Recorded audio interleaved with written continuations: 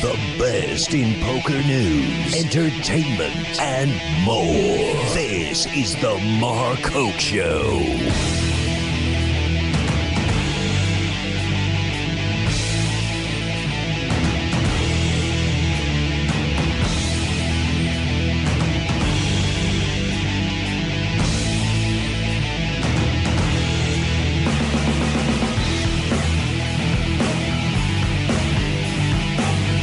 All right, everybody, we are back for the night show here at the World Series of Poker. We are live. And ladies and gentlemen, it has been a kind of a Game of Thrones day around here. A lot of blood spilling, a lot of craziness happening throughout the three bracelet event. Well, near ends of bracelet events coming up here today. But wow, there is just, I think, a lot of shock. I would love to have been watching the live stream with David Tuckman just to see what they would be saying about the Millionaire Maker, because we really haven't seen such a rough collapse in a while here at the World Series. But that one's got to be pretty tough to swallow. We'll get to that in a little bit. We have some great news for some people that we're working with as well. It is just getting to be pretty thrilling around here, to say the least. I can't complain too much. Even got Sean Chacon and Chino Riemann some Run Good Gear, one of our great sponsors of the show here, so that's pretty cool. So pretty exciting stuff here as we are going to keep rolling. Some top players trickling around. We'll see who we can get. Probably going to be a little bit of a short show today once again, because we certainly do have there's a lot going on, but not a lot in the hallways, as so many other events happening around the city of Las Vegas, as well as a lot of attention being given to what's happening inside the walls of the Amazon right behind me here. So how about we take a look? Should be fun, because it has been something else. First, let's get an update. Actually, I'll tell you, before we do the update, I just want to say hi to our great sponsors. Of course, thank you to Run Good Gear, Blind Squirrel Apparel, Arctic Blue Cooling Towels, Final Nine Comic, the PPC Poker Tour, of course, our friends at Sun Buggy Fun Rentals, Double Digit Covers, Team Poker Joker, the Nevada Poker League, Off Till Poker Tables, BlueRail.net, and RogueWire.com, Poker Atlas, the Global Poker Index, the Grindettes, Poker Tilt by Dutch Boyd, and the Las Vegas Advisor. And don't forget, with some of those great sponsors, they are sponsoring a contest here. You can win a 1K main event satellite entry seat. All you got to do is either go online. It should be right on top of your viewer there. Click on the link on markhokeshow.com, or if you want to enter here, you certainly can. Miami John Cernuto over there. John, do you have a minute? Do you realize all the times we met, I have never gotten to actually interview on this show? Would you like to have a seat and join me for however long you want? It's your house. 2 minutes is perfect. That'll work. Because, it's amazing. We got to see each other all over the circuit, and we never really got to have a nice, comfy chat. But one of the all-time legends of the game, John Cernuto. John, how's it going? Well, thanks for calling me a legend. You are. Come on, That means I've been around a long time, that's all. Well, you got your series off to a good start. I did. I went deep run last night. Very, very disappointed. I sat down, and you weren't here, but there's a couch over there, and I cried for 10 minutes after I got eliminated. No, I didn't cry. I just said, what did I do wrong? And I just thought about it, and I came up with a couple of conclusions. But anyway, it took me a day, a night's sleep, and I'm over it now. So it's time to move on to the next Omaha, which is tomorrow, which is why I'm here to sign up. You are one of the great mixed game players of all time. I mean, there's no question about it. Thank you very much. And every time I see you, you're at a final table somewhere, whether it's at the Borgata out here, it's just amazing. How did you get to be so good at this? Just the repetitions and practice, or what are some of the tips you'd give somebody? Well, limit is my specialty. I've never been a proponent of or supporter of no limit action. It's not my cup of tea. Yeah. And so I've played limit poker my whole life. I mean, there's a lot of no-limit games. I know they're profitable, and I do jump in them occasionally. but it's still not my cup of tea. Limit is just what I was born and raised on, you know. So I just love it, and they're just so much more fun, and there's just so much more. I don't want to use the word intelligence, but there's just so much more thinking that goes on in limit that it's a little more really nuance. yes, it's enjoyable, and where you say I'm pretty good, I do have a good record in tournaments, but where I get all my experience from is cash games, and I play any kind of mix. The more games, the better. I love all the mixes, and this new one coming up in a couple of dealer's weeks. choice. The dealer's choice. That's right up your alley, brother. I mean, I just can't wait, and I realize that there are going to be games that I'm weaker at, and there are going to be games that I'm stronger at. But what I'm going to do, and this is my strategy, when I'm in the condition of all the drawing games like the deuce to sevens, the Badaces, the Baduces, whatever. I feel confident in all the games. So I'm just going to call the ones that I think the other guys are weak in. Okay. And I want to call that over and over and over again. That's as many times as it takes. That's been the big debate about this event is, do you call the game that you're stronger at, or do you call the game that the other guys are weaker at? Yeah. In the beginning, until I get to know my table, I'm definitely going to just call my strength games. But when I see guys making mistakes in other games, and it might take an hour or two, then I'll start calling the games that they're not comfortable with. Which they'll probably do that to me too. So it's sure work that way. Like I've never really played a hand of deuce to seven, no limit in my whole life. So I'm sure that's what I mean. I do have, I can play the game. I have played it, but not that much. So I'm going to be a little bit weaker in that game. So they'll probably try to keep on. They should be trying to nail me in that game. So we'll see. What's been the key to adapting to the different phases poker's gone through over the last 20 or 30 years for you? How have you managed to stay at the top through all these changes in poker? Yeah, well, I disagree with you. I don't think I'm at the top. I think I've come down a notch or two. Maybe it's my age. Maybe it's all the kids in the game. But I think you just have to always keep a fresh mind and stay curious. And I think guys that are my age that have kind of fallen off, you don't see too much anymore, have kind of, I don't want to use the term let the game slip by, but they just haven't stayed current with what's going on. If you know what's going on, you can combat it, you can fight it, you can get strategies, develop new strategies to counter it and things like that. But if you're just kind of like a deer, or was that the expression? Deer in the headlights. Yeah. You're just not going to make it in this world. So you gotta stay current, and you gotta pick up your game. And you got to always take it up a notch, and unfortunately, the kids always take it up 2 or 3 notches. And I haven't got that far yet. But you do have to stay current, and you do have to stay in stroke with all these games. So you're doing. That's kind of what I work at. You're doing Thank all you. right. Thank you so much. Well, I don't want to keep it too long. I appreciate you giving me a couple of minutes. Maybe we'll have a little more time sometime to talk at length, because I would love to spend a lot of time with you on an interview. It'd be great. Okay, but I only have a 5-minute limit. That's it. Oh, okay. So I got to shell out. What I got to shell out of the 5 minutes? No, anything. I'm charging you. Fair enough. I'm gonna charge you $10 a minute next time. Oh, 10 a minute. Jeez, you're pricey, man. Wow, hey. Not as much as Sam Grizzle, by the way. You said throw that out. Oh, really? Yeah. I had to turn Sam down, but I wouldn't turn. Sam has a bunch of witticisms. He's as colorful as they come. But I'm not that colorful. But I have a couple good stories. Maybe we can chat sometime, okay? Sounds good to me, buddy. All right, buddy. Nice seeing you again. Thank you. Cheers. Best of luck. Miami John Cernuto. A legend, and you said it. He is a legend. One of the all-time greats, especially mixed games. I'll tell you what. If you hang out at Borgata and just see the Borgata Open, where a ton of talent keeps rolling in, Miami John's always in making deep runs in the mixed games final tables. I mean, he is something else, and a great fountain of knowledge, and always a pleasure to have him on the show. That's what happens here. We just get legends popping in all the time. That was great. All right, so we mentioned our sponsors.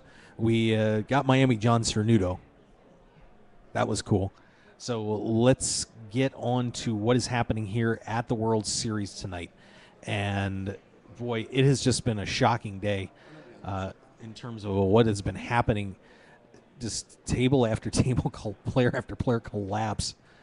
I mean, I don't even know how to describe it, but there's going to be one guy going home tonight, probably a little bit sick to his stomach, just watching a millionaire maker lead slip away in a matter of hours. So let's take a look at what has been going on here at the WSOP. Starting off with, let's go back through. We've got the No Limit Hold'em 6-handed event going on. And last check, I'm just going to refresh this real quick. But it is getting exciting in there. This one is starting to trim down, of course, $1,500 buy-in. And lo and behold, guess who's leading the way? Jason Wheeler is on the board. Jason Wheeler, that's right, kids. One of the most dangerous online players in the world, and certainly has done a fantastic job live too. But he is currently listed as the chip leader, 415,000 on the board, followed by Steven Hensley, who was the leader for quite a while, 380,000. Tanner Millen in third at 305. Sebastian Pauly at fourth, 260. Viet Vo is in fifth, 244. Other notables in there. How about this? Amnon Philippi. He's made a couple deep runs here the last couple of years, but this is a pretty big one for him.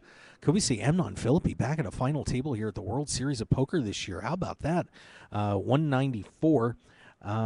Sliding down here, number 17, and this is one that's really exciting to our team. Of course, Jesse Capps is pulling double duty, playing his tournaments and also helping out here on the show. And one of the great young guns of the game, and Jesse Capps making a deep run here at the WSOP event number 11. He is listed in 17th place. Justin Bonomo also listed in there. Justin, of course, lost out on a bracelet, another chance at a bracelet earlier in this World Series. He is back in there at 97,000. Let's see who else. Noah Schwartz listed in there at 69 at the moment. Russell Thomas also in the field. Corey Burdick. Eric Cahalis still hanging on in there. He's dropped a little bit, trying to fight his way back. They're also listing Taylor Parr in there, David Bakes Baker, but we're starting to kind of get into those numbers where it's hard to say who really is still left in the tournament. But Jason Wheeler. Oh, they're... we were talking to Jason yesterday, and Jason promised there was going to be one hell of a party if he captures a World Series of Poker bracelet, and all of a sudden he is a contender. Ladies and gentlemen, Jason Wheeler looking good for a possibility of maybe getting to a final table here in event number 11. Let's take it back to event number 10. That is the Limit Omaha High-Low Split 8 or better. God, they need a better name for that damn game. And check this out, Shirley Rosario. This is unbelievable. Wow, we've got Shirley Rosario out in front. Vyacheslav Ortinsky, who was leading the way, is actually up in chips, but Rosario stormed past him, and all of a sudden is putting him in second place. Richard Ashby in third, and Melissa Burr. The great story continues as Melissa is trying to overcome the death of her grandmother today and is on the final table looking at it for the opportunity to win a World Series of Poker bracelet. She sits at 695, so not too far back. Ophir Moore in fifth. Brock Parker. Looks like Brock's going to get another final table here. He is at 510. Jason McPherson there. Raymond Davis walking by, looking good. What's going on? I'm on the air, brother. You want to say hi to everybody? Stephen Lustig in eighth. Looks like Dan Kelly and Ellie Alezra, who Dan Kelly, you love Dan Kelly, but he's out of this one. What? Yeah, he's out.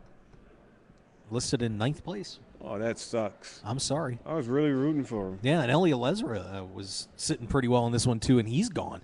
So one of the big favorite in that tournament, really, Dan and Ellie, and they've both been eliminated recently. So now I don't know who to root for. I don't want to root for any of them. Well, Melissa's grandmother died today. Who? Melissa Burr's grandmother died today, so that might not be a bad one to jump on. So we should root for him. That would be nice. Raymond Davis joining us here, by the way. Who is he? Her. Her. Who's her? I know her on Facebook. Which one is he? Melissa Burr. Oh, the one, the Asian who knows everyone. Right? Yeah, she's the Asian girl. Okay. I guess she's pretty friendly. I heard. Yeah. She's a real good player. She was at my table. Yeah. So in this one. So that one's getting nuts here. Raymond, we can get through the update, and then we'll get to talk to you about your World Series so far.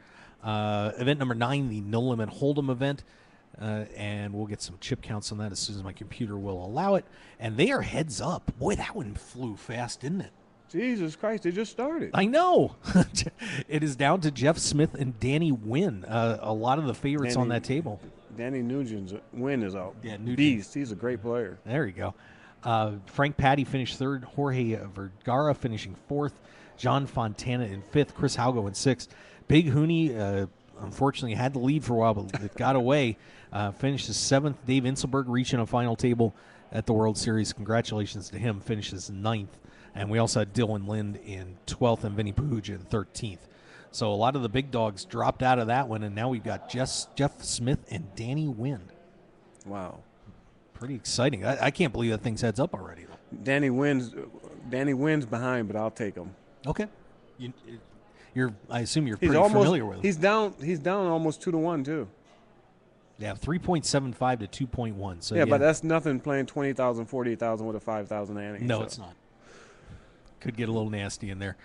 And then the millionaire maker and Raymond. This is just incredible that somebody with an 8 million chip lead could let it get away today. Yeah, I couldn't believe that. I was just shocked. I read that, and I didn't read the hands what happened, but I was shocked that guy out because he was a local too. Do you know anything about him? Yeah, Stephen Grainer, fairly accomplished local player. He's had some pretty solid cash. Yeah, I was shocked. He had like 12 million chips, right? Yeah, he started off 12 million. Next was about 4.5. Oh my God! And, what happened? Did he explode? Did you read some of the hand history? There was an early bluff he tried to pull that didn't work out.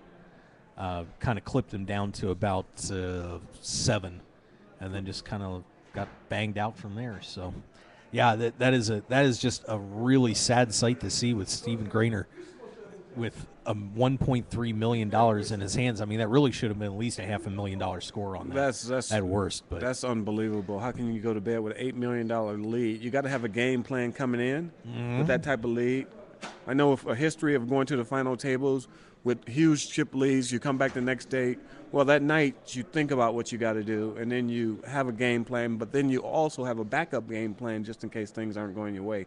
So I don't know if this guy exploded or tried to steamroll the table or whatever, but that's just beyond ridiculous. Lose an 8 million chip lead. Well, that's it. We were talking about the tactics on that this morning, that when you come in with that big a chip lead, we've seen over the years many players who think they're just going to go in and try to steamroll the table and blow everybody away just because they have chips. But that's not the smart way to handle it usually, unless you feel like you're going to be absolutely able to run the table over because of the players that are there. Well, he should know that. It's a lot of inexperienced players at this table because the field's so big, so you're not going to get that many pros. So he was probably the best player at the table. But at the end, when you're at the final table, Richie Rich, ladies and gentlemen. So when you're at the final table with that big of a chip lead, you let people play it out. You let them play it out. Raymond Davis. You let them play it out, and you just pick your spots. But with 8 million chips, that automatically locks up top 3. It should, yeah. Automatically. Yep. Just let these guys play. You got a table full of novice amateur players that's at the final, so you're not facing no top. You just go ABC on that situation, don't you? ABC situation, and if you get the bleeding chips, like if he bled out 2 million, just put the brakes on. Yeah. You still got 10 million. Like you say, there's ABC poker right there. Yeah, instead of finishing 6. What was the hands he blew? The big one was he tried pulling a bluff with a gut shot straight draw. Yeah, it was. I read the hand and I was just in shock. I couldn't believe that. Wow. I like pulling a nice bluff every once in a while, but what do people think these are? Nooners or something? I don't know. But Primo, what's going on? Somebody came in the wrong way. Primo, we're on the air over here. Come on over. Uh-oh. Raymond Davis is just bringing them in. But we have Bradley Anderson has just taken the lead a little while ago at 14 million now. Hey, buddy, what's going on? What's happening? The Mark Hoke Show. Yeah. You got the right guy. Well, I know this guy. Several years ago, he had 18 final tables, and he won 9 of them. Nobody's ever done that. Nobody will ever do that ever again. And I changed his name from Raymond Davis to Famous Davis. No more amazing Raymond Davis. No. And I heard he got 2 hookers for every final table too. You know where the word hooker comes from? Primo, where are you going? Just watch out for the camera there. I'm sorry. You know the history of the word hooker? In the Civil War, the military district around Washington, D.C., the general was called General Hooker. And there were just thousands of prostitutes servicing his men. And we used to call them hookers' girls. And that's where the word hooker comes from. Oh, there you go. Wait up for me. I'll go with you. We just got a lesson there. Primo, let me get off. nice. When I get off the air, I'll go with you. All right. So right now, Bradley Anderson has taken the lead, 14 million chips. James Duke is now at 8.4. He was the one that was the beneficiary of the early bluff blow up. He was sitting on kings with a 10 high board, and dude went nuts. I think I heard of that James Duke.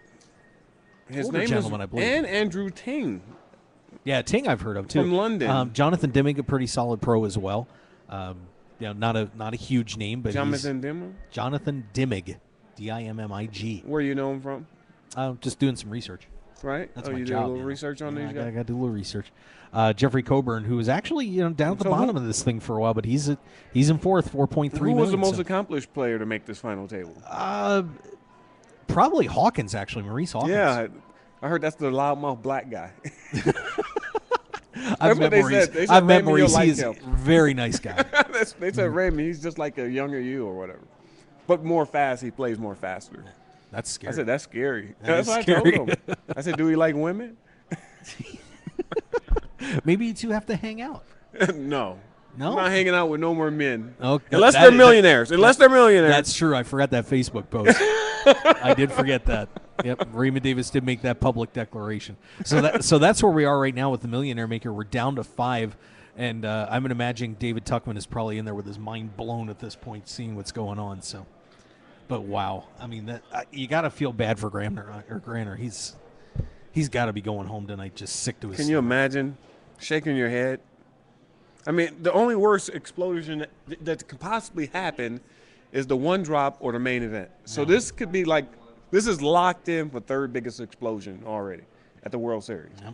You can't explode bigger in another bigger event. Not only does the Millionaire Maker make you rich, but it makes you pretty well known. Oh, absolutely. I mean, the kid who won it last year, he got Benny Chen. He got he got a lot of good write-ups and a lot of good interviews and stuff like that. And people don't think about what events like this can make you. They can really make you, not just the money that's right there. It can make you in the poker world. Yeah.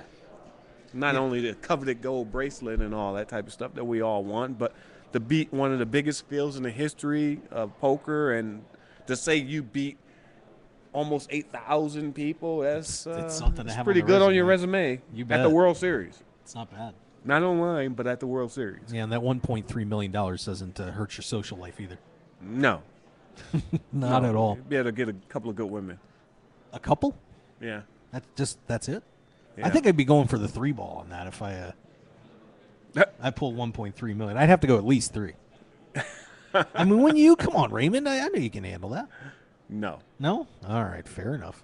Well, this is scary, but I haven't even been out this World Series. I've noticed that you've been here a lot, But I met these Macau guys. These Macau guys came up to me and they introduced themselves to me. They were like, Raymond, we're big fans of yours, and we're from Macau, and we hear so much about you, and we want to be entertained.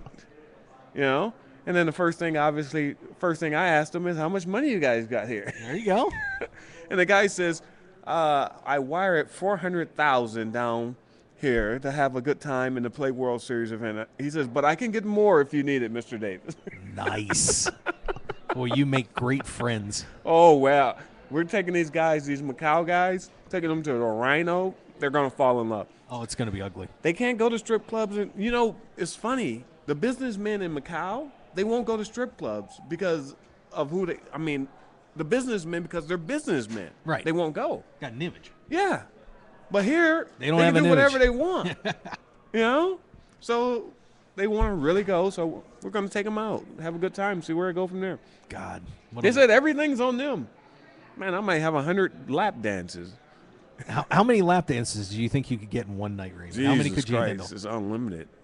Unlimited. Wow. There wouldn't be any chafing at some point. No. You're not concerned? I'm going straight to the VIP room. Okay. They make great steaks at that place, too. You ever eat that? I have heard. Have you ate at the No, Rhino? I haven't gone to the Rhino because you're the one that's supposed to take me to the You can go anytime. Rhino. Anytime you want to go with me, we can go. Okay, we're done. My wife will come along, too. If you get Alan Kessler to go with us, you get $300. Okay. If he walks through the door and stay there half an hour, if anybody can get Alan Kessler to go to Rhino for 1 hour, you get $300. It's an open Done. I'm open deal to the world. I am going to work on that. The text messages are going to go after the show. I don't care what you do with the 300. If he's in the building for an hour, get Alan Kessler in the Rhino for 1 hour, and it's 300. I think I can make that happen. Yeah. I think I can do it. Yeah, and you can do whatever you want with the 300. Yeah. It's yours. Well, you know Alan's going to want a piece. No. He will. He'll want a piece. He will not go. Trust me. He Even will if not I go. dangle food coupons out in front of him? He will. Okay, no? You could dangle anything out.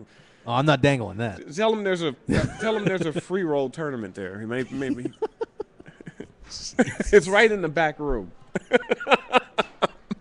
That could be your only shot. I'm just picturing Kessler playing a free roll at the Rhino. He wouldn't go to the one at Sapphire they have every year.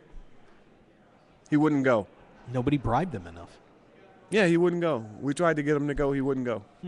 Well, we'll see what we can do. He won't go. Okay. This girl, I offered her like $300, $500 to get him to the Sapphire free roll. And she was like, oh, Ray, I got him. He's talking to me and everything. I'm going to get him over there. This girl was unbelievable. She must have pulled every line possible. He kept on saying, yeah, I'll be there. I'll be there. No show. No show. No show. See, a guy like that, you got to shove him in the car. Like he told me. You have to. There's no way. You can't just get a text, man. You got to go over to the house, grab him by the back of the neck and say, let's go, pal. He told me long time ago that women is negative EV. He could be right. Could be right, depending on the woman. He might be right. What is this, a body wash or something? No, it's an Arctic Blue cooling towel. Cooling towel? Yeah, you wet it down with cold water and it stays cold for up to 5 hours. Actually, the one up there is probably still cold, and I did that this morning. That's something you can use if you got a girl in the car or something. Dude, that is a great usage for the Arctic Blue cooling towel. Yeah. I never thought of that one, but I think I'm going to go for that. Look at this, Ron McMillan. We're on the air, Ron. You want to tell the story of your boss beating up Alan? No. No punches thrown in a Jeff Lissandro. Yeah, I did Brandon Cantoon battle. Yeah, I caught the end of it. I caught about the last half of that where they were kind of getting them separated. But I did not see any marks on anybody's faces. So you can give me a confirmation, no punches thrown, Raymond? Security was there to break it up. Yes, I saw security breaking it. Oh, my buddy Shorty's in town. Oh, baby. Uh-oh. Woo, smiling at me. Shorty and the Macau guys. That sounds like a new boy band, Shorty and the Macau guys. Shorty, are you the only one here?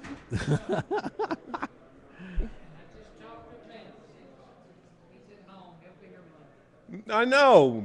Bummer. Maybe I'll get another $5,000 bet with him. He won't give me that. Look at that, Herschel. They're all here. Oh, my God. We got a whole troop. This is like a big family. I know. This is like a big family reunion. This is crazy. This is like a big family reunion. Oh, every year. we all come together. We have Herschel stopping by. Herschel. Shorty. The whole family's here. It's awesome. That's what this is. It's just one big summer camp out here, isn't it? Summer camp for rich people. Yeah, well, some of us. And you got the broke me running around. Yeah. Well, you're all right. You do okay. Yeah, they love me. Yeah. Well, you had a nice run in here so far, didn't you? No. I haven't came close to cashing anything. Oh, I thought you were deep the other day. Yeah, deep in debt. Oh, I'm sorry. I paid off all my markers when I got here, though. So okay. So you got to pay them as soon as you get to the World Series. You pay everybody off you owe, and then you borrow before it's over. That's perfect.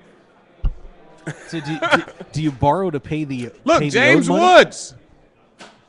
James right here, James. Legendary actor James Woods. Where are you going? Where are you going? Where are you playing? In what? In the pot limit. I got to switch you. What table you got? What table you got? 13, C2. 13, C2, what area? James Woods, by the way, my favorite Twitter account ever. The real James Wood. Yes. The real James, at the real James Wood. Huh? That's the segment. James Woods is running deep in the tournament. I got somebody to sweat. It's a pleasure. I like We want to sweat you today. Thank you. I appreciate that. I want to sweat you.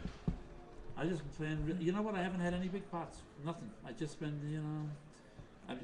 these guys all min raise this shit. I got aces. I just pot, and they all go, yeah, donkey's pot. He must have a big hand. And then I take the thing, and then they notice a little bit, and then sooner or later, I get to come in second. Then the first guy, How many chips do we got? I got almost 12,000. Oh, you're doing I'm good. in 22nd place, according to WSOP.com. Which means you're probably down about 4,000 right now. Which means nothing right now. No. They had the whole. I'm doing pretty good. Some guy named Ryan Reese. You had a couple of deep that runs. Ryan Reese guy, yeah.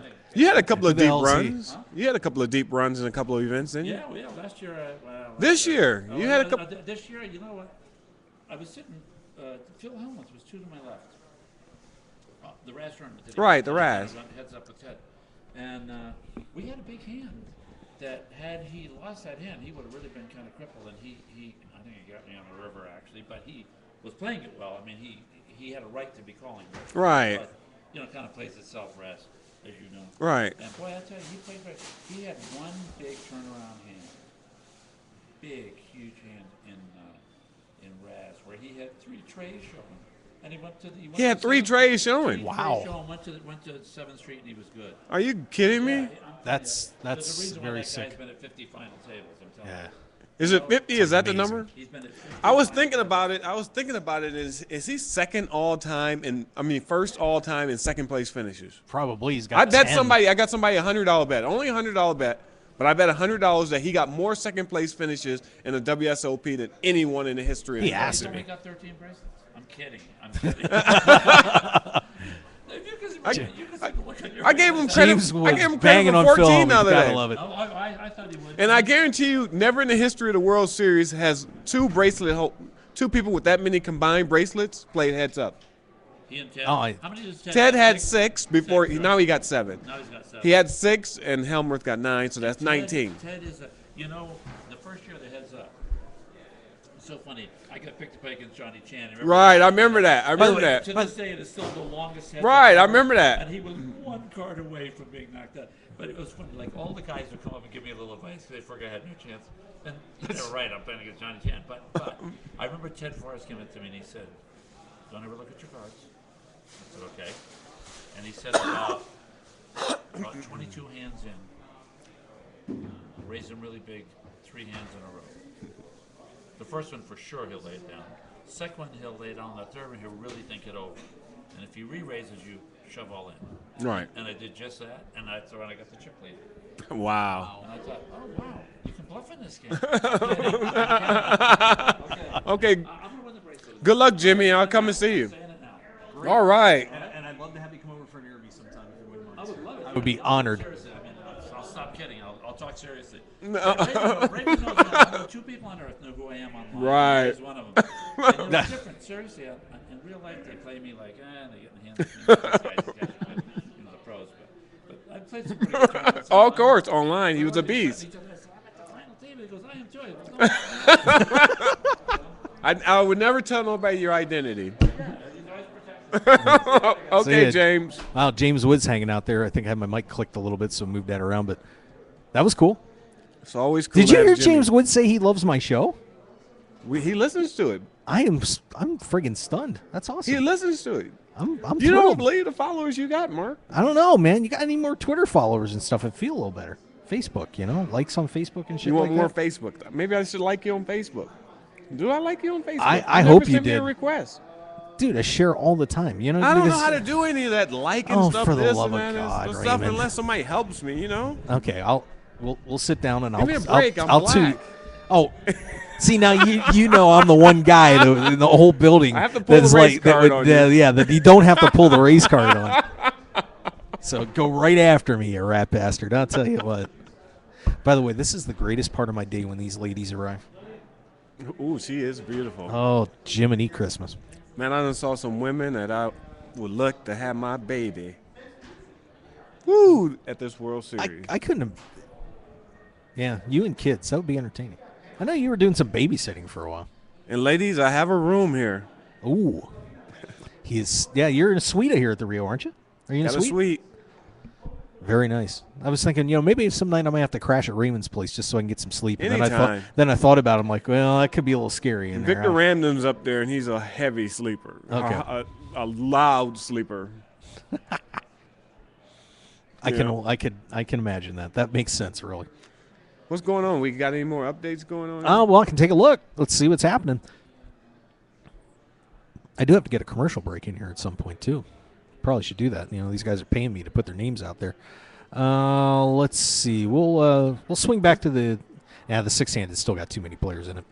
Let's go to the Omaha. Let's go to the Omaha. That sounds like fun. I think Raymond. they just went off a break though. Let's take a look at the Omaha. James Woods listens to my show. Wow. Yes. Raymond, I got about like he a got quarter. Like a genius IQ. I know. He's brilliant. That, right? He's funny as shit, too. He's smarter than a whip. He don't forget anything. I almost talked to him about the movie Vampires, too. I may save that one. I might put that one in my back pocket. Yeah, that was a good one. Yeah, it was a very underrated flick. If he wouldn't have one of the Baldwin guys. It's probably more popular now. Let's see. I just looked at his last movie, James Boys. It was a decent movie. Went straight to DVD, but, My wife would die to meet him for Family Guy. Yeah? Yeah. Wife's a huge Family Guy fan. She should. Well, we got to get James over here. All right. I got his number. You have everybody's number. Are you the central figure of poker? I really think you are. I probably got more stars numbers than probably any poker player. I bet. Oh no, Ivy. Ivy got me. Well, yeah, that's true. Ivy might have Ivy on stars. Can actually call Jay-Z or probably any star he wants. But in terms of like the poker universe, yeah, I probably got every poker player. You got to be right in the middle. Whenever you have to be. Billy Baxter called me this morning. He always calls me when he wants someone's number. He called me at 7 a.m. this morning. He knows I'm up. He says, "Ray, I need this guy's number." That's huge. Yeah, he calls me whenever he wants somebody's number. Nothing else. Man, just so he needs a number. When Billy Baxter is the guy to calls you to get a phone number, that's impressive. Yeah. Wow.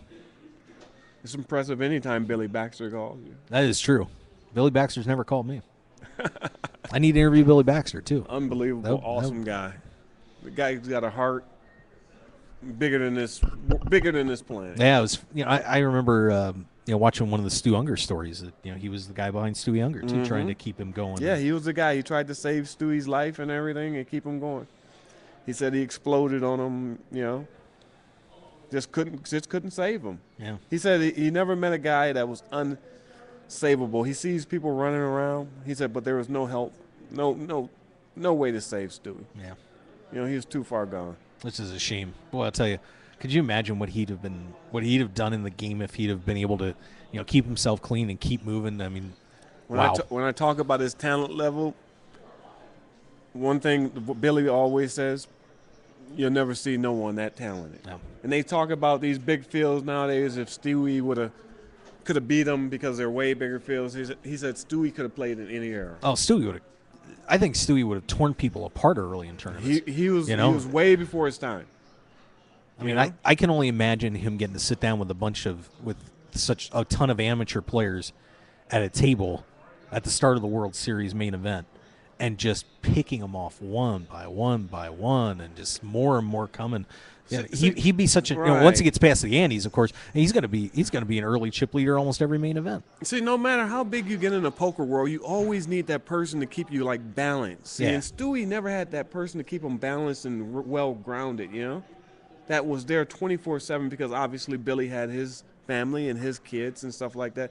So Stewie was a wild man because no one actually took him under their wing. I mean, they put him in and stuff like that, but nobody said, Stewie, you got to get this, you got to get that. Right now, it's poker players I'm not going to name them, but it's poker players that got gambling problems out there, and they're being handed $30,000 to go into rehab, gambling rehab. Yeah. And stuff like that. So, or they got a drinking problem, and they're being handed $50,000 to take care of their priorities and to go to one of the best drug facilities in the world. You didn't get that. You don't get that. You didn't get that before back there in the 70s and 80s and stuff like that. So it's a lot more wealth in poker as opposed to coming inside poker. The money's already there. When you talk about guys like Billy Baxter and all these other guys they already made all the money. The Joe Cassidy's and all these guys are beyond loaded. So I think with the Players Association, I never supported them because I never thought they did enough for players. I mean, they're fighting for our rights to play online or whatever. They should fight for medical, dental, or whatever we can get. Because what happens to old poker players when they go broke? I mean, there's nothing for him. We see him. We see him walking around here. Like We see him walking around trying to get into yeah, 235. Yeah, this isn't, and this isn't a pick on it, but we had Mike Pico, a former final tableist. Yeah, I remember him last year, hanging around the booth a lot, and nice guy, but you could just tell, man. I mean, that's a getting worn down on a poker career, and a guy that could, probably use a little bit of help. And Look at that. there's a ton of players out there. A good friend of mine is Paul Darden, a really good friend of mine, and he's having a hard time getting down here because of this backing situation, and this guy's a super talent. Super talent. Yeah, for people that don't remember Paul Darden, when he really stormed on the scene, a lot of WPT final tables and so on. Won a WPT, won a bracelet. Amazing player. Won a party poker 500. I mean, limit hold'em when limit hold'em was huge. Just a monster talent. But what also killed him was his ability to socialize with people. And once you can't socialize with people outside of poker, it's hard to get staked. Yeah. I've been staked. I'm a person who's been staked my whole poker career. And people don't just stake me because I'm a talented player and can win money. They stake me because they think I'm a nice guy, which I possibly am. So I've heard. Yeah. I'm very honest, very trustworthy, but I'm very social, So we can go to a basketball game. We can go to a strip club.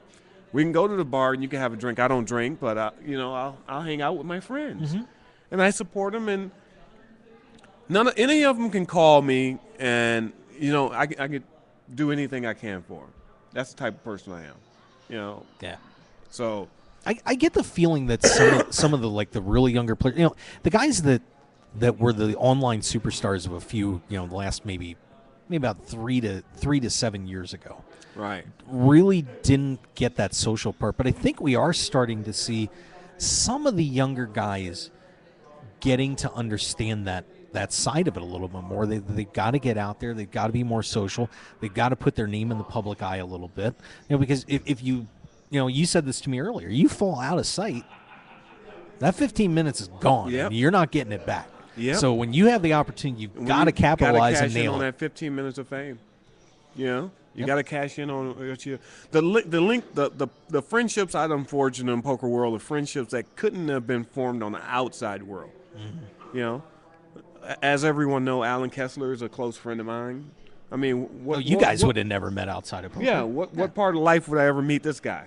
The guy don't go to strip clubs. He's a nerd. He don't like to do this. He don't like to do that. He's just totally antisocial guy. So our only form to meet was the poker world.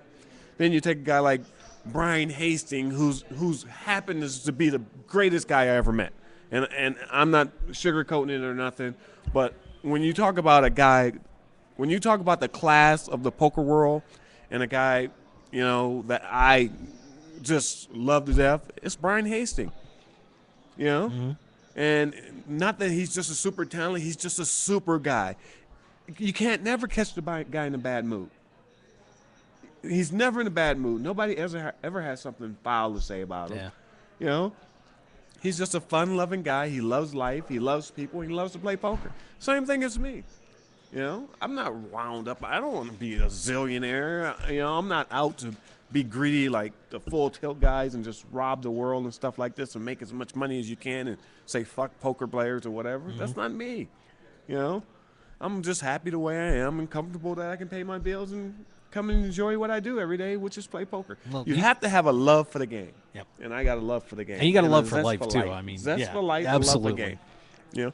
People like Victor Remden and Brian Hastings, these guys are so good. Dan Kelly, these guys are so unbelievable for the game.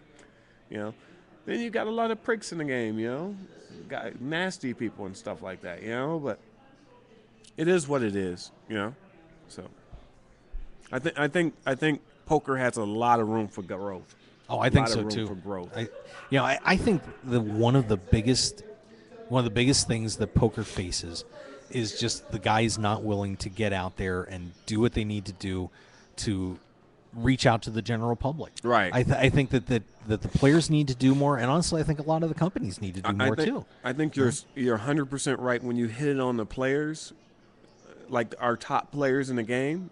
And you're 100% right. They will not socialize with the general public, and I think that's really bad.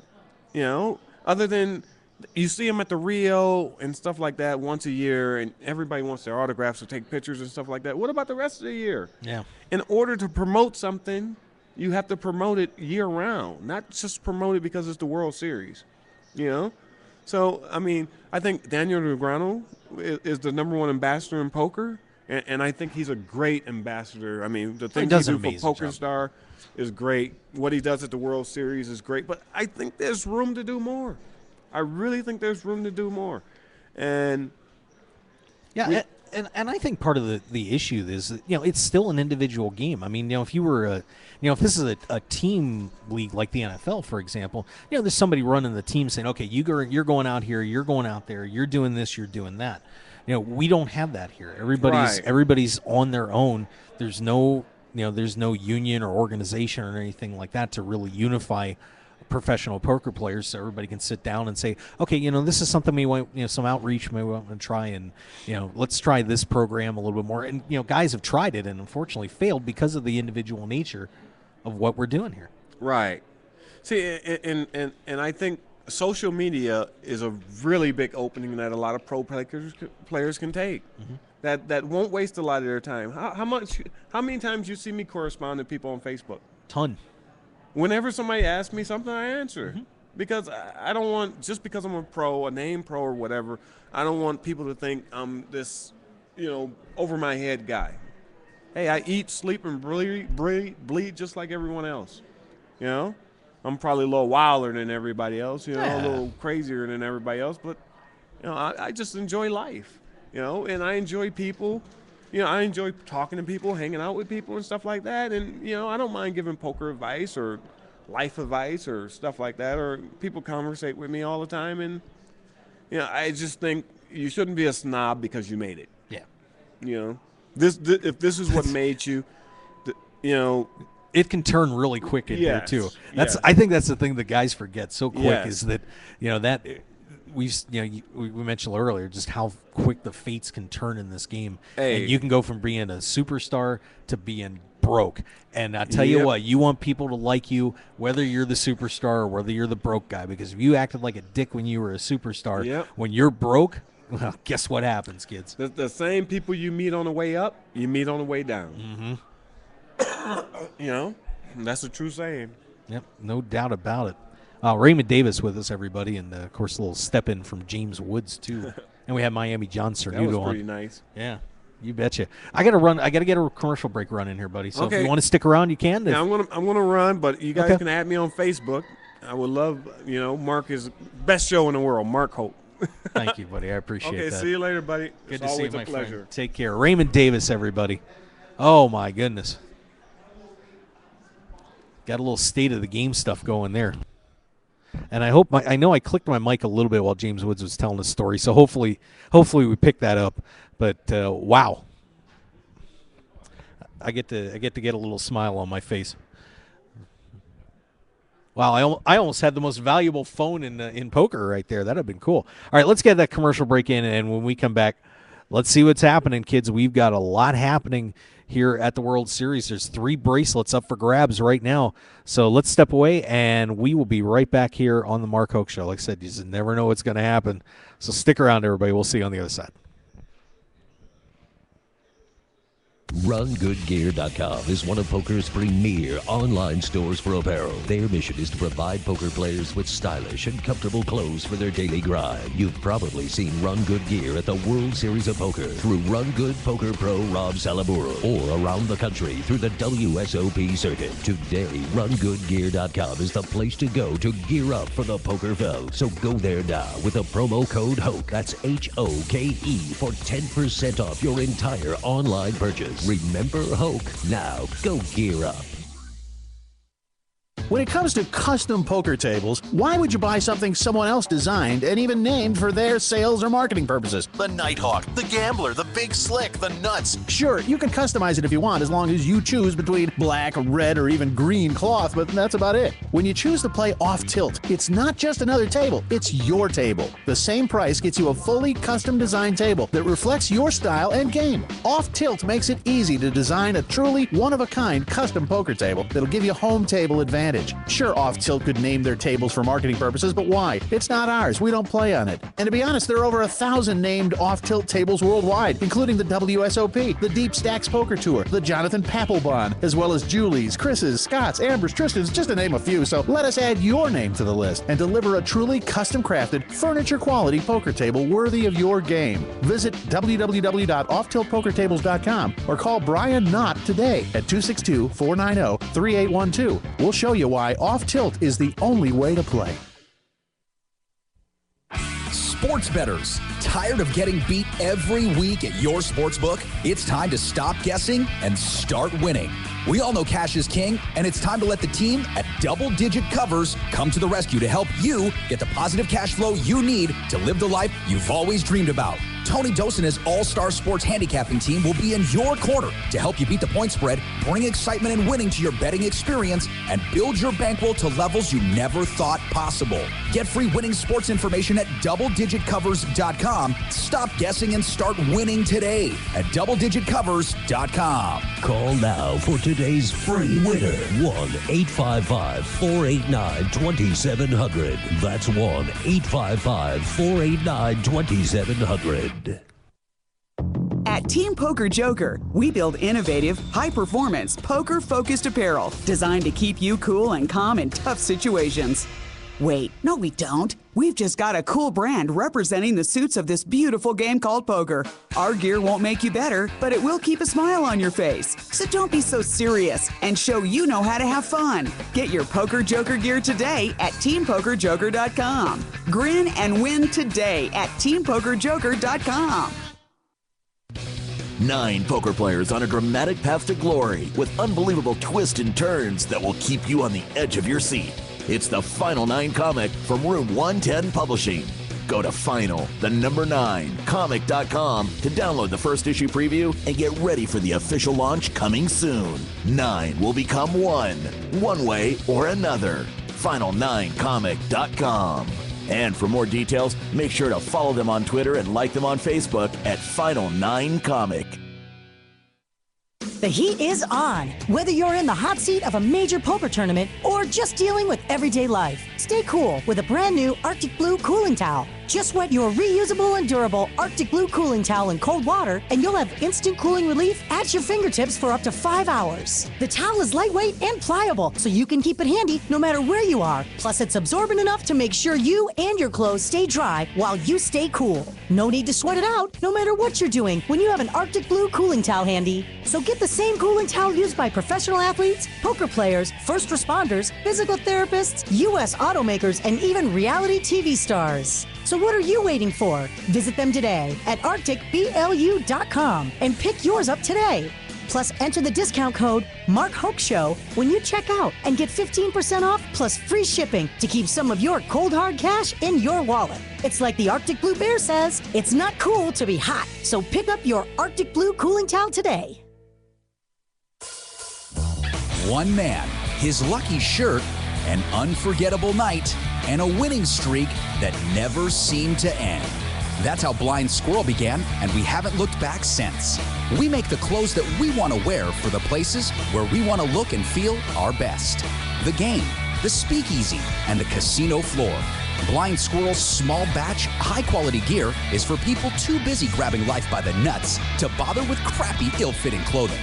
Because like you, we prefer our nights long, our drinks strong, and our lucky shirt to be our most comfortable. So look good, be lucky, and visit blindsquirrelapparel.com for your new favorite shirt. As an added bonus, you'll receive 20% off your purchase with the promo code HOKE, H-O-K-E. You can also pick up Blind Squirrel apparel at the Borgata in Atlantic City and in Las Vegas at all Missouri stores at Mandalay Bay, Monte Carlo, The Mirage, and MGM Grand. Look good and be lucky with Blind Squirrel Apparel. Your business and promotion will only go as far as your website will take you. That's why the Mark Hoke Show has only trusted one name for over 2 years, BlueRail.net. Whether you need custom website design and development packages or simply need a host for your website, Blue Rail is the only developer to turn to. It's time to discover the world-class personalized service only the Blue Rail team can provide. Visit us at BlueRail.net bluerail.net and call 520-822-5128 right now for your free consultation today. So get on board at bluerail.net. How far do you want to go? Want more of The Mark Hoke Show? Then follow us on Twitter at Mark Hoke Show and like our Facebook page at The Mark Hoke Show for show news and outstanding poker content from around the world. Plus, enjoy the show anytime by subscribing to our podcasts on iTunes or at markhokeshow.podbean.com. We're even on your mobile phone at markhokeshow.podbean.com/mobile. Thanks for listening and being a part of The Mark Hoke Show. This is The Mark Hoke Show. The Mark Hoke Show. Here again, your host, Mark Hoke. I feel like I need to get some James Woods sound bites into my sound file. I think I'm going to do a little research on that one. I think I've got one in there, but I may have to add it in as an ode to Mr. Woods. But, wow, great conversation with Raymond Davis about the state of poker and where things are going and how you really need to conduct yourself as a player in the community. James Woods kind of doing a little cameo there off camera, but we'll get him. And, of course, Miami John Cernuto stopping by, too. So some pretty cool stuff happening here on the Mark Hoke Show. You have got to love that. Just kind of makes you feel all warm and fuzzy inside. All right. So, once again, 3 final tables still going on. Let us check the big board. Of course, stunningly, we had a heads-up matchup today. I mean, there's a lot has gone on, but I'm not sure what's more shocking is the loss of the lead for the Millionaire Maker. Well, no, that is the most shocking, but such a quick final table happening today. That is amazing. Let's take a look real quick. We'll start off with the Millionaire Maker update. That still 5-handed. Doesn't look like we've had too much shifting going on there. Those guys might be on their dinner break. Bradley Anderson is your chip leader right now, sitting at 14,090,000 chips. James Duke, 8.425. Jeffrey Coburn, 4.315. Andrew Tang, 2.630. And Jonathan Dibbig just at 2 million chips.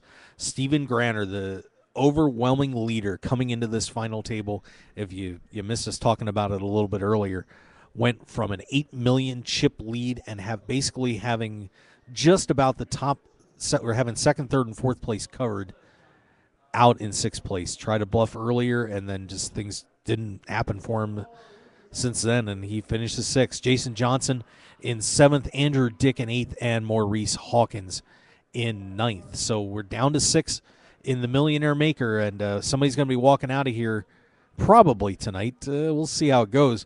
But looking at $1.3 million, that kids is going to buy you a lot of fruit roll-ups. That is for sure. All right. I wasn't sure which way I was going with it on that, but we'll take the fruit roll-ups. Event number 9, No Limit Hold'em, and this is the one that had gotten down to heads up. And, we got a little bit of a flip there. Danny Wynn has taken a very small chip lead. He's at $3 million. Jeff Smith at $2.82 million. So Danny Wynn has stormed back to take take the lead in this final table. I mean, this one was just all over the place today. Of course, once again, saw some great players of Vinny Bahuja, Dylan Lynn, David Inselberg, and Big Hooney, Chris Hoonigan, playing on this final day with start off, I believe, with 12 to go. So pretty interesting stuff there. But Danny Wynn and Jeff Smith, I mean, they don't even have their city, state, or country listed on the big board. So a couple of new guys looking to take down this $1,000 event number 9. So someone's going to be taking home a bracelet that we don't know very well, but we will soon, guaranteed, man. They pick up one of those and it changes your poker career forever. Event number 10, the Omaha High-Low. And this one has just been a roller coaster ride for a couple players in here. We are now back to having Vyacheslav Ortinsky leading the way again, back to 1.5 million. He has been at the top of the leaderboard since the start of the day and has not looked back. So Vyacheslav from, oh geez, I didn't have to do this and I did it anyway. Krasno Krasnoyarskij, Russia. He is the current chip leader in the Omaha split, high-low split 8 or better. Richard Ashby in second, 1.135. Shirley Rosario, who was the leader a little while ago, looks like they've just blown by her now. She lost a few, and everybody else just rolled it up. She's at 775. Ophir Moore, 545. Brock Parker is still probably the most dangerous player at that table at 475. Steve Lustig at 355, and Melissa Burr, who's just been on an emotional roller coaster all day long, sitting in 8th place and down to 150,000 in chips. So she's got about 2.5 blinds left on this one. Kenneth Lind walking by. Seniors champ doing his thing. So that is event number 10. Let's take a look on event number 11, the No Limit 6-handed tournament going on. And this one's starting to whittle down, and some interesting names creeping their way to the top of the board. And, we got another one. Wheeler's still leading the way, reporting in his stack at 395. That is good enough for a pretty significant chip lead right now with, 39 left. Taylor Parr at 320. So Taylor Parr has all of a sudden charged up the leaderboard. He's out in front, or in second place right now. Stephen Hensley, 319. Viet Vo at 314. Ricky Butts at 304. And a couple of the interesting names there. Amnon Philippi, 194. And Jesse Capps at 114. Doing the job. Kenneth Lind. They are down to 5, sir. Down to 5. And the guy that was leading the way blew up. He blew up. Appears to be the case anyway, so. Yeah. Oh, nope. It's pretty exciting. All right. Yep. All right. So, but Jesse Capps still in there, 114. Looking, in a solid position, still plenty of blinds. And I'll tell you what, I can only imagine how Jesse's feeling right now. He's, such a great guy. I mean, I got to tell you, I got to meet Jesse a couple years ago, and he is a terrific young gun player that I will guarantee you is going to have some great success in his poker career as he moves forward. It's just great to see him doing well. Noah Schwartz is still hanging around in there too. Corey Burdick, Eric Cahalis still listed as in. Once again, I think these numbers are a little bit behind, but right now Jason Wheeler has taken a nice, I wouldn't say command, but he's in pretty good shape. Probably busting one or two more players out to reaching a final table here at the World Series of Poker. So Jason Wheeler looking good. Always nice to see. We can take a little bit of a look now. I think we got registration closed for events 12 and 13. Or at least event 12 should be completed registration. Pot limit hold'em, kids. They're listing 216 players remaining, but I think, of course, we don't have the entries yet, so no final numbers on that one. But, of course, you're going to see the top players listed on this as Poker News and the other entities go around and count up the chips. But listed right now at the top, he just got in town. I believe his sister got married, which is what delayed his entrance here to the World Series of Poker for the first week. But Ryan Reese, the Beast and defending world champion, 43,000 in chips, has picked a few up as on this level, looking pretty good. Some other names in there. Alex Queen, very talented player from the East Coast, 26,000 in there. Nick Jivkov, pretty tough guy there too, 21. David ODB Baker reported in at 19.5. Barney Boatman's got his name on the board again. Of course, managed to win a bracelet last year, or the first time in his illustrious career. Devilfish is hanging around here too. We got the Devilfish in the house. Kathy Liebert, Kenneth James, Jonathan Little. Oh, Lord, this is going to go forever.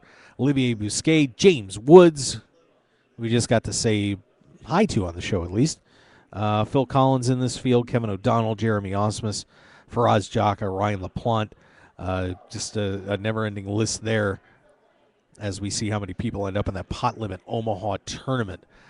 We go to event number 13. We'll take a fast look at that one. That is the no limit deuce to 7 draw low ball. They're only listing 76 players in there right now. Of course, that is one of the 10K events. I think one of the most dangerous and volatile games you're going to see. A deuce to 7 no limit tournament is just asking for pain, blues, and agony. But we got Matt Glantz in there. Matt's off to a good start. 54,000. Huck Seed in there. David Baker. Brandon Cantu. Paul Volpe. Guy who I think it's only a matter of time before Paul picks up a bracelet. And this is he's such a sensational player. Danny Negreanu, Jason Mercier,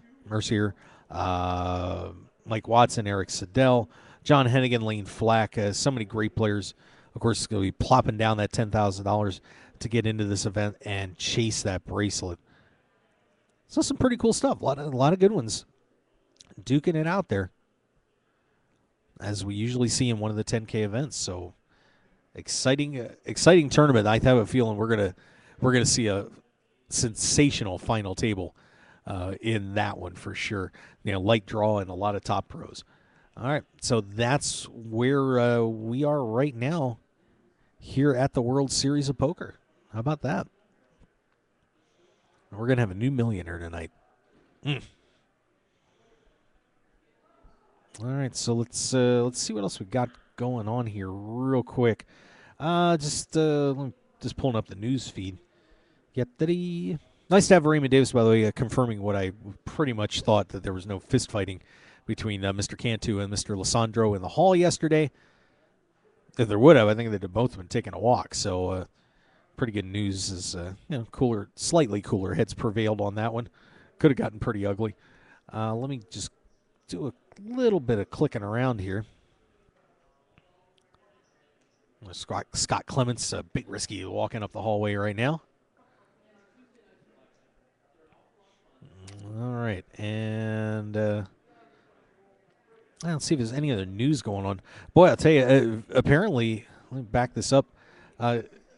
Victor Blum not off to a good couple of months here. We've talked about our show on KLAV, which will be on tomorrow at 3 p.m. Pacific time, KLAV 1230 and KLAV 1230am.com. Discussing some online wins and losses. Apparently, Victor Blom is kind of blown up a little bit. That money that Gus Hansen managed to start getting back. Well, Victor not so much. Looking at losses of about $3 million in 2 months. I mean, it's just so hard to imagine that, guys. I know that is absolutely brutal when you think about $3 million in 2 months, but these guys have it, so they can swing it. It is what it is. Let's see some of the online winners from May, by the way. Alex on Moon, Alexandre Luneo brought home $573,000. Punting Peddler was $488,000. Osama No Brunch, $467,000. Dan Jungle Man Cates, good to see him. Mr. Levy, how are you? Good. Do you want to come on the show? I've never had you on my show. This is ridiculous. You want to come over here and say hi? I have 2 minutes. Okay. I can say hi for 2 minutes. That's perfect. That's perfect. I have him in my lounge all the time every time I'm out here, but finally got him on the show. David Levy, how you doing, man? Good. How are you? Very well, thank you. So how's your series going? Well, it's going slow, but we didn't start too much yet. But I played the 1 tournament so far. I'm going to play another 3 tournaments this week, so we'll see what happens then. Yeah, so pretty exciting stuff here to kick this thing off. I'll tell you what, Vanessa Selp's picking up a bracelet, Alex Bulletin. Yeah. A lot of you big pros, man. I'll tell you what, you're laying the smackdown so far. Yep. Maybe next week I'll pick one up.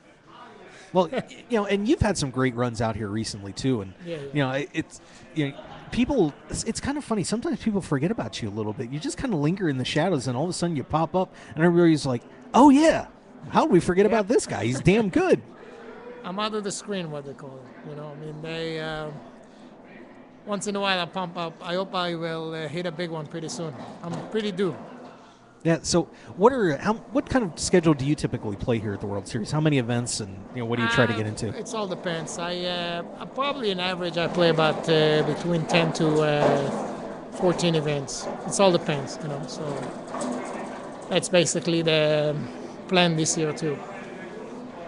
So, what are your favorite events out here? What do you like Actually, to really get into? My favorite events is the Stad High-Low and the Omaha High-Low, basically games that I play mostly on a daily basis, and I have a very good result with them, and I did pretty good through the years in these tournaments.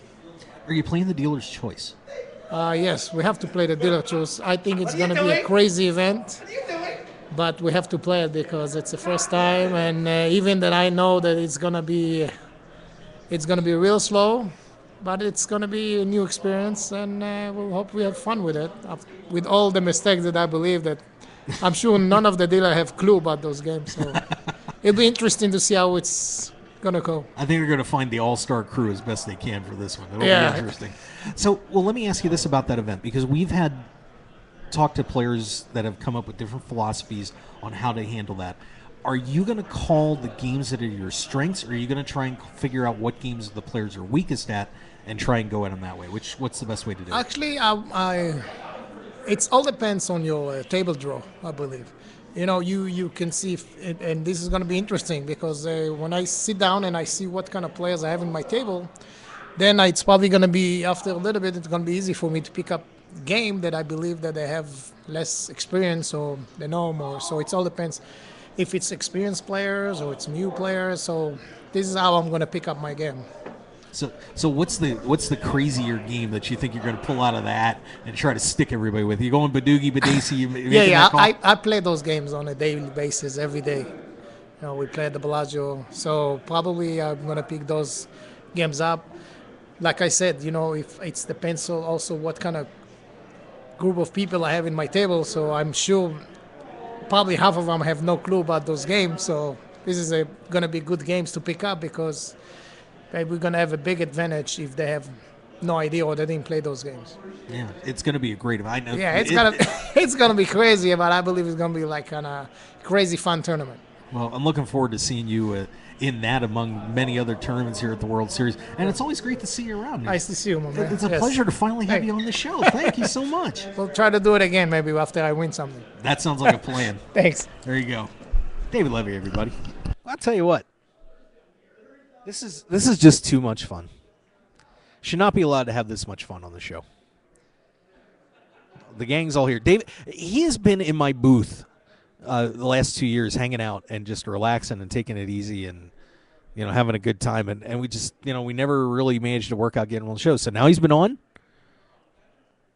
and when he wins a bracelet, we'll add his we have a little longer interview in, but we appreciate and I will say this, we really do appreciate all the pros taking the time to stop in.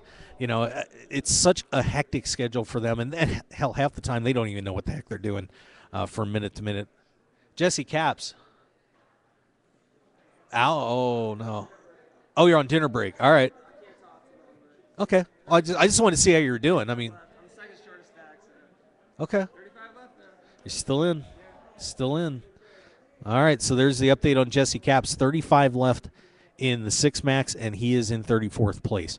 So great run for Jesse. No matter what, that's one to be proud of. So good job, Jesse. But as we were saying, the pros and all the players that take the time to come on the show, we're incredibly gracious for them doing it. I'm not exactly the greatest poker superstar or anything like that, so I don't have the drawing power. I've kind of had to earn my respect in the industry, and for all these guys to be kind enough to stop by and take the time, it is it's quite humbling. So thanks to all of you guys out there, who are listening to the show, everybody that comes on the show.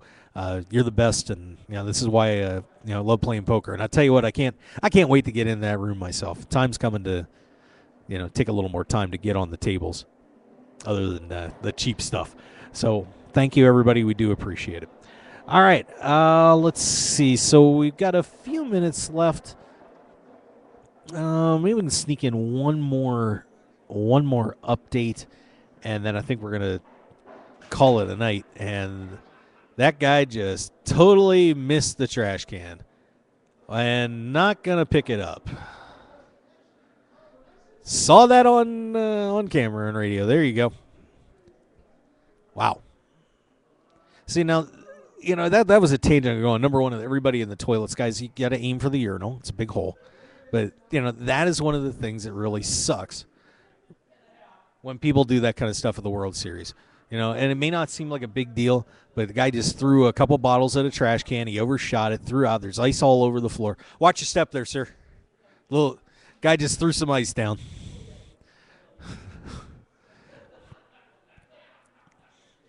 And now people are walking through it. Leonard Lang, what's up? That is a sexy shirt. You look beautiful. You know what? It broadens your shoulders, doesn't it? Doesn't it?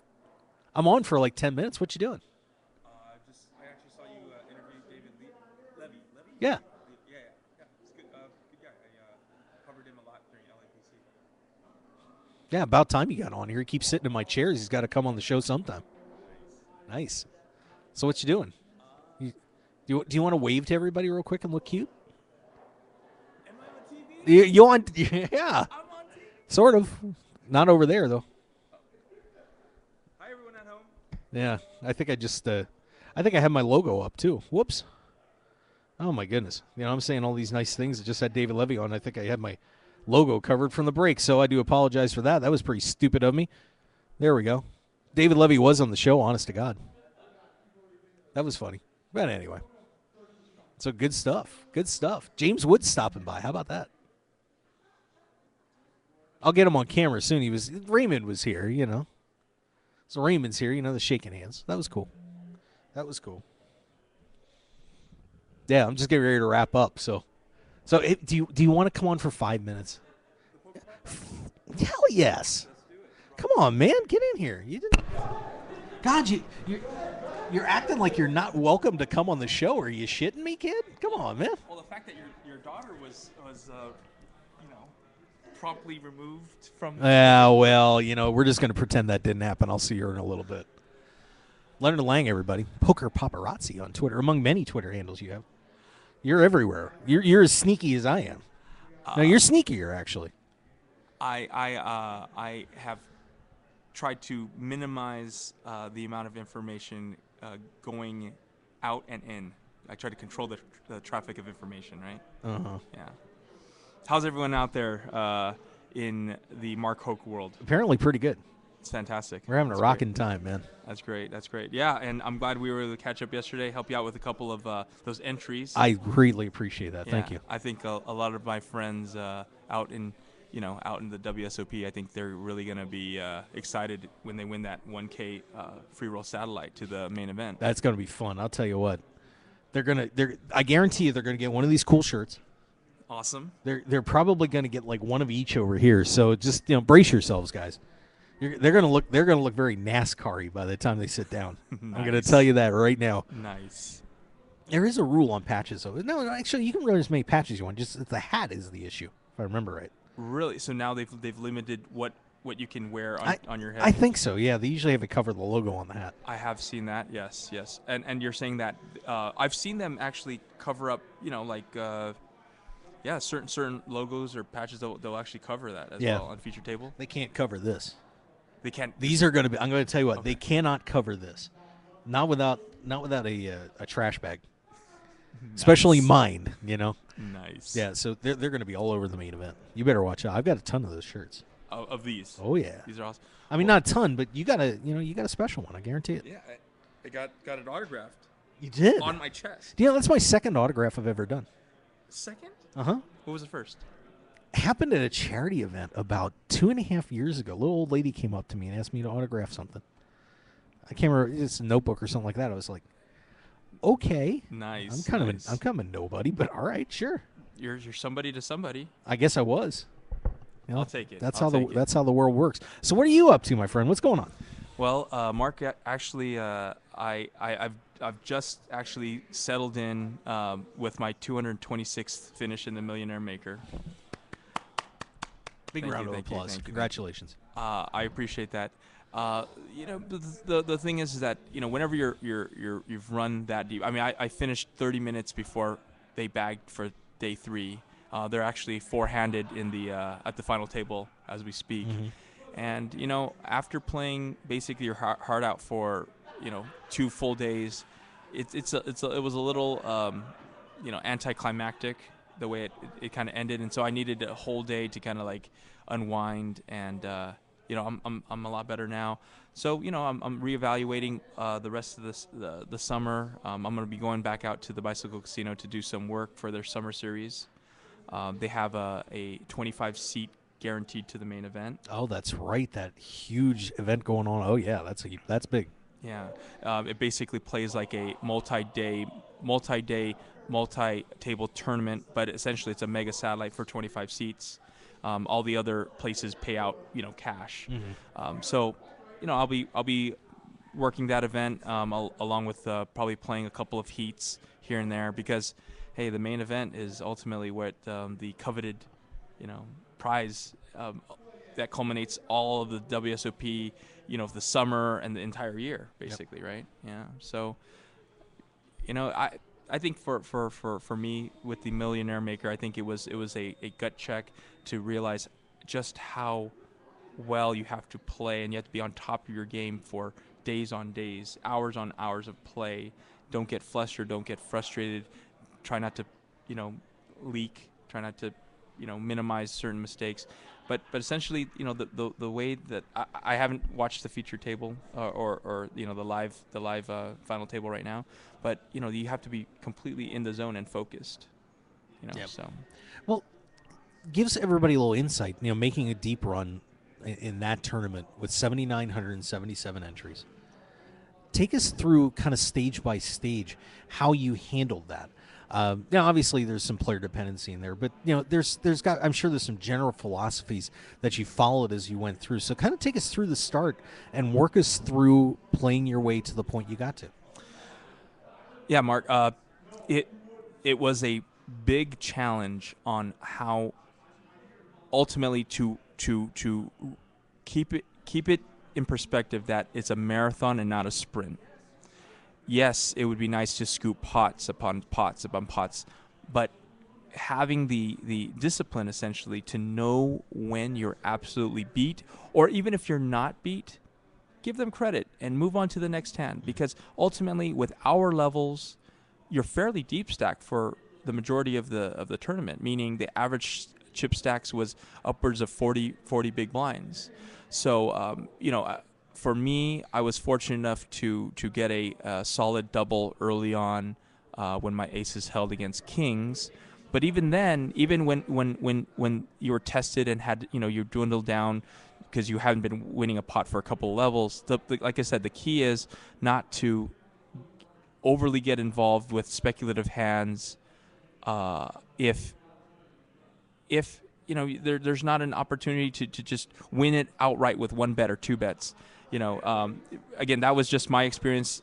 I saw a lot of people trying to make moves and they short stacked themselves, and then they had to push, and they had to win those flips at that point. And sometimes it happened and they got right back into it, and sometimes they took a fairly early exit when if they hadn't taken that risk early on and gotten themselves short stacked, they wouldn't have had to take a coin flip unnecessarily. Right. And I think a lot of people, we were talking about the monster stack coming up too, that, that philosophy could end up being on steroids as people, get into the monster stack where they're gonna be like, oh my God, I've got all these chips, and they're gonna splash around, do a lot of dumb stuff early. Yeah, and you know what I'm talking about. They're gonna be chasing flush draws and doing all these idiotic things that they normally wouldn't do because there's more chips there. Doesn't matter, does it? You're right on point. I think when it comes down to it, the monster stack does a couple of few things.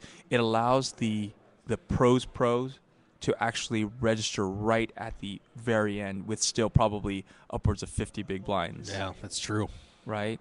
So that's going to give the edge to the pros versus the regular, or what they call like the recreational players, the amateurs, maybe even the serious recs that want to come and splash around they might again short stack themselves and be out of the tournament before there's actual real play involved.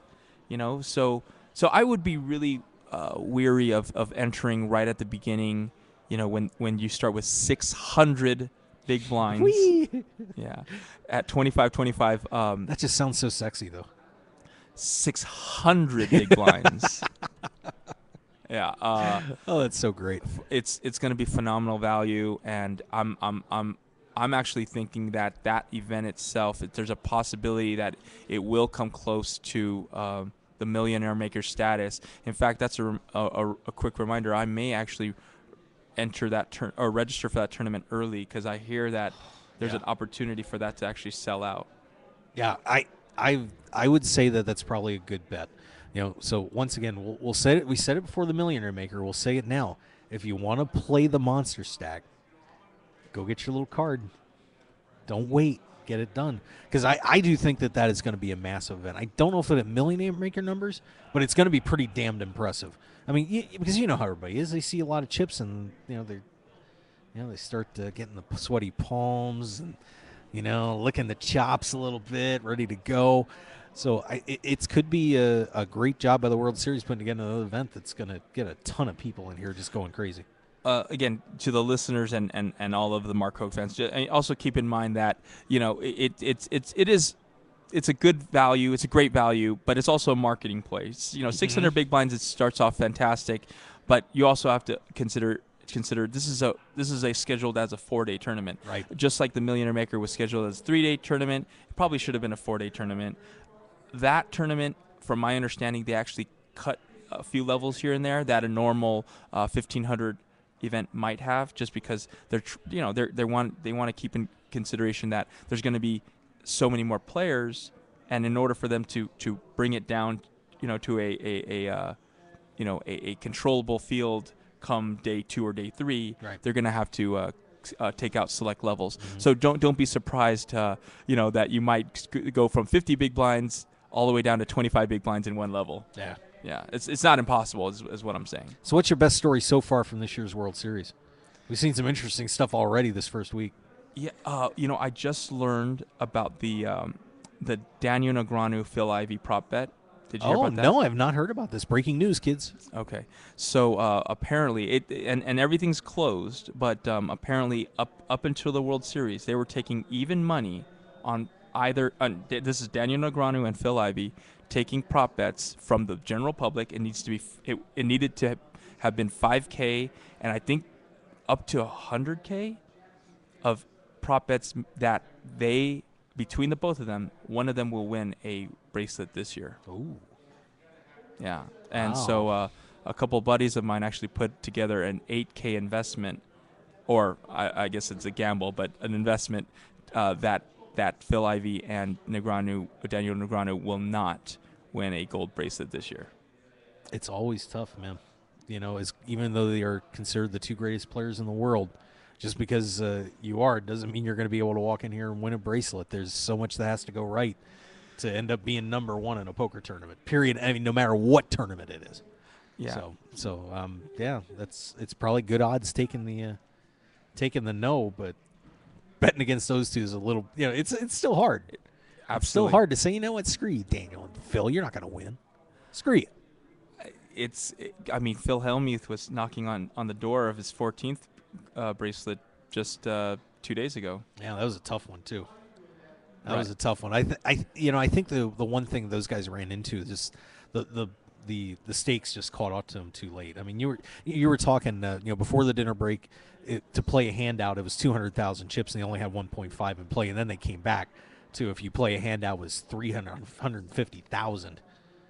So there was nowhere to go for those guys. It was pretty much whoever was going to catch a couple hands there at the end was going to win, and didn't go Phil's way that time. But he actually made a great comeback. Ted had him down before dinner, came back and played well, but not quite. So now we get blown off by Ted Forrest today. Did you hear about that? No, I didn't. Yeah. Joe was not happy with Ted Forrest today. Joe went and requested Ted for an interview, and he declined in a way that Joe was not happy about. So hopefully Ted will make up for it. I sick Raymond Davis on him now, so I got the big dog clawing away. Nice. Well, hey, I mean, who knows? Maybe in a year we'll get this WSOP approved, where the good old Hokester here is gonna have first dibs on all bracelet winners. I think I like that. I think it'd be fun. Absolutely, it'd be a lot of fun. I'm gonna make working with happen. you. You're the man. I like to be the man behind the man. That's fine. That's fine too. I got no problem with that. I actually like to be the man behind the woman, but that's another story. Well, hey, that did sound really bad, and that's okay. Thank you, Leonard. I appreciate you coming on the show. You may leave now. Actually, we are going to wrap it up. Well, to all the fans out there, keep supporting the man here. He's one of a kind, and I am definitely on Team Hoke, and I look forward to this being the first of many WSOP 2014 sit-downs. All right. Sounds good, Leonard. Thank you so much. Thank you, partner. Good to Appreciate see you. it. Good to see you. Like the swag, too. Appreciate it. I know. It's cozy. Man, this is... It's a comfy... I got to tell you, Run Good Gear, they gave me some shirts last year, too. And these are just like, you just want to fall asleep in these things. It's like Linus's security blanket, Nice. It's just comfy cozy. Wait, so and again, not to compare the two, but Sure. What about shout out to the Blind Squirrel? The Blind Squirrel guys are awesome too. Yeah. I have a lot of both. I wish they'd have sent me some hoodies, because their hoodies are awesome. If you go on the website blindsquirrelapparel.com, you can pick some of those up. It's 20% off with the code Hoke. And Team Poker Joker? I actually met the founder online. We actually I got Sasha Bareilles wearing a Team Poker Joker hat. It was upwards of a year ago, and now they're blowing up over the WSOP. What's going on, man? I'll tell you what. Well, I hate to beat the cult thing, but they are a cult. Yeah. You can actually go on the website and be a part of Team Poker Joker. It was $99. They might have upped the price a little bit now, but yeah. And you know what happens when they pull you in there? It's a mind meld. Is that right? They do the Minnesota mind meld. The Minnesota mind meld. And you're pretty much stuck in the Team Poker Joker mentality. That's fun. Which is cool, because they're great people up there. Okay. I mean, Mark Powers and the team just do an outstanding job, and this brand has exploded too. I mean, lucky to have all these guys in here, because they're fantastic. Well, they're here to support you too, sir. I appreciate that. All right. I've got a lot to support right now too. I've got to work on that. Take it easy. We'll catch up again real soon. All right. Sounds good, my Take friend. care. Thank you. All right, there you go, Leonard Lang. You can follow him at Poker Paparazzi on Twitter. All right. Wow, what a show. Just when it looked like things were slowing down today. No, sirree, Bob. Miami John Cernuto joining us. Raymond Davis. A little off-to-the-side cameo from James Woods.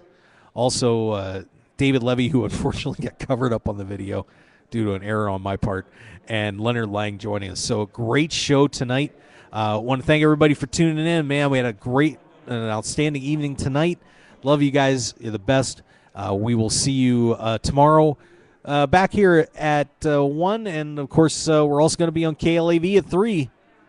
So make sure you tune in there, and we'll see if we'll be back for the evening show. Could be a little run around. We'll get it figured out.